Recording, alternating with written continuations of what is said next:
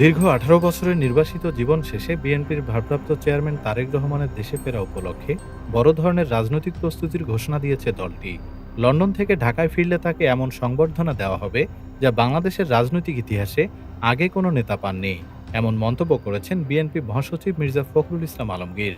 রোববার রাজধানীর কাকরাইলে এক আলোচনা সভায় তিনি এসব কথা বলেন। সভার আয়োজন করে জাতীয়তাবাদী মুক্তিযোদ্ধা দল ও জাতীয়তাবাদী মুক্তিযুদ্ধের প্রজন্ম। সেখানে ফখরুল জানান, আগামী ২৫ ডিসেম্বর তারেক রহমান দেশে ফিরবেন বলে তারা আশাবাদী। তিনি বলেন, ১৮ বছর নির্বাসনে থাকার পর তারেক রহমানের প্রত্যাবর্তন শুধু বিএনপির জন্য নয়, বরং দেশের গণতান্ত্রিক রাজনীতির জন্য একটি বড় অনুপ্রেরণা।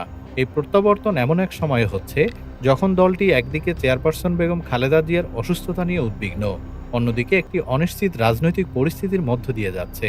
মির্জা ফখরুল বলেন, তারেক রহমান দলের জন্য শুধু একজন নেতা নন, তিনি বিএনপির ভবিষ্যৎ পথ নির্দেশক। তাই তার দেশে ফেরাকে কেন্দ্র করে দলীয় নেতাকর্মীরা ঐক্যবদ্ধভাবে প্রস্তুতি নিচ্ছেন। আলোচনা সভায় বিএনপির কেন্দ্রীয় নেতারা জানান, তারেক রহমানের আগমন ঘিরে গণতন্ত্র পুনরুদ্ধার ও জাতীয় নির্বাচনের দাবিতে নতুন গতি সৃষ্টির আশা করছে তারা।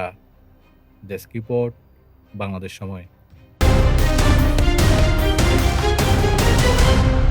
বাংলাদেশ সময়, সবার আগে দেশ।